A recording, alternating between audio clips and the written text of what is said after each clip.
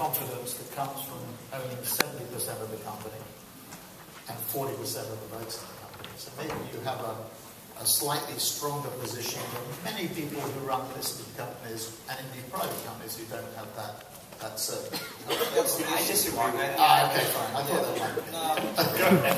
You know what you're talking about. No, that's not the point. Is that a creative endeavor? I mean, that doesn't mean you get to fail all the time. It just means that within the equation of how you build a business, you have a business model. We look at it in terms of our movies that we make.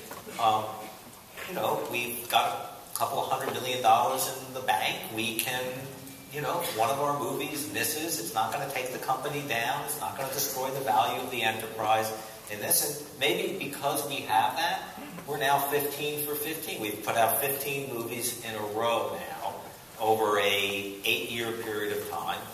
The average box office of which is over $500 million. We've never actually had a miss. But because I think we have the ability to have a miss is part of that. It has nothing to do with ownership or control. So why are the others not doing it? Just so we're quite clear. Why, when I spoke to you about coming to Cannes a few months ago as how's business, you said, oh, it's awful, basically. It's really tough. And profitability on movies is down. And what needs to change? Are the bean counters in control? No. Hollywood is, the movie industry as a whole is probably in its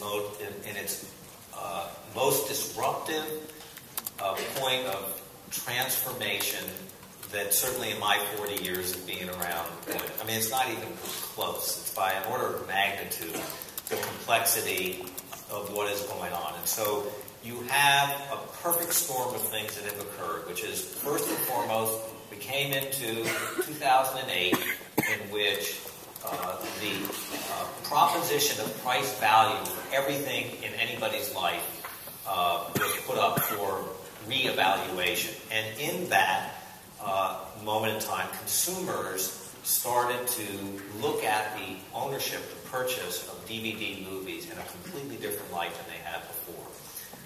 So a lot of pressure on price value of, do I need to buy a movie that I'm going to watch once or twice? At the same time, a transition of new technology coming into the marketplace, not as real or as realizable in the moment as it was going to be. So you knew it was coming even though it wasn't there, so the impact of knowing it's coming hadn't affected the decisions being made. So the financial pressure of going through a transition from a hard goods platform to a digital platform, which has not yet occurred. It is occurring, and it is absolutely going to occur. In the fourth quarter of last year, 2% of DreamWorks animation sales were digital. 2%.